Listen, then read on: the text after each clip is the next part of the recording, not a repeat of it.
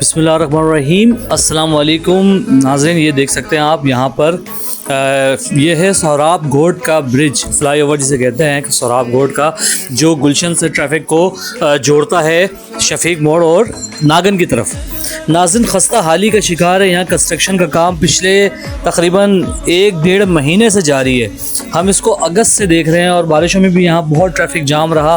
آدھے سے زیادہ پل کو انہوں نے جو ہے کنسٹرکشن کرنی ہے اور یہ کام سست روی کا شکار ہے.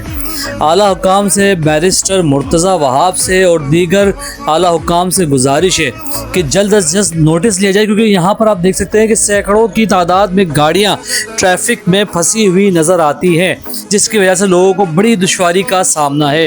تو ریکویسٹ کرتے ہیں ہم سندھ گورنمنٹ سے کہ جی اس کا KMC والوں سے کہ اس میں جلد از جلد اس منصوبے کو جلد از جلد کمپلیٹ کر کے عوام کو جو ہے اس اذیت سے چھٹکارا دلایا جائے.